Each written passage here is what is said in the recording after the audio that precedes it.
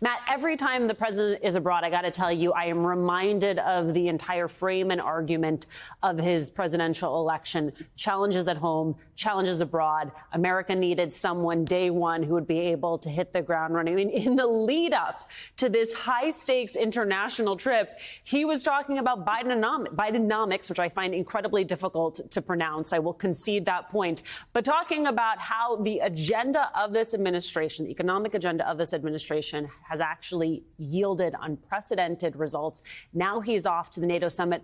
The question, of course, is how you make sure that that translates to voters, how that actually breaks through that competence, that commitment to governance, and then how you contrast it with whoever you get on the other side.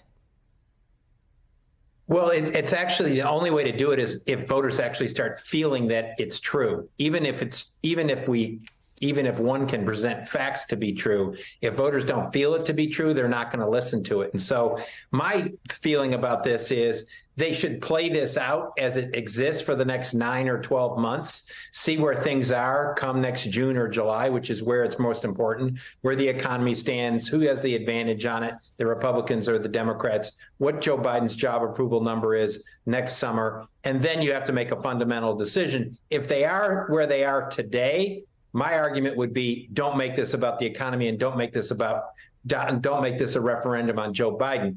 But if they improve, which it sounds like the economists are saying it will, then the voters may actually start feeling that it's true. And if they start feeling that it's true, then I think at that point he can run a referendum.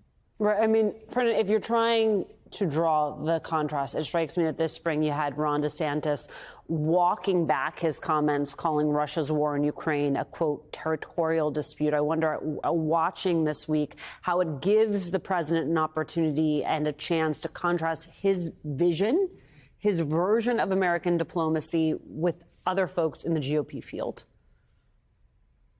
Alicia, it's simply him being the leader and acting again as the respected, credible leader of the free world. Remember what's on the other side of this. You look at the polls right now, Donald Trump is far and away in a historic position where he's almost got the GOP numerically nomination locked down. And his position on NATO is to end it, eliminate it. If anything, we've seen him throw roses to Vladimir Putin all along. So as long as this war is litigated by Ukraine, and President Biden is able to keep that NATO alliance together and Russia in the process in check, I think that's all the contrast that you need. The problem is if Russia continues to make it start a counteroffensive, or for some reason the worm turns negatively for Ukraine. But as long as President Biden continues to be the leader on the world stage, acting soberly, competently, that's the contrast that I think the American people need to think about, because contrary to what anybody else says, this is a referendum election. It's an incumbent on the ballot again. Folks are going to be looking at what the last 4 years have been like, just like in 2020, they looked at the 4 years previously with Donald Trump and said, no way, no mas, no more. Biden needs to make sure that that referendum is done with what he's accomplished, and it's a lot.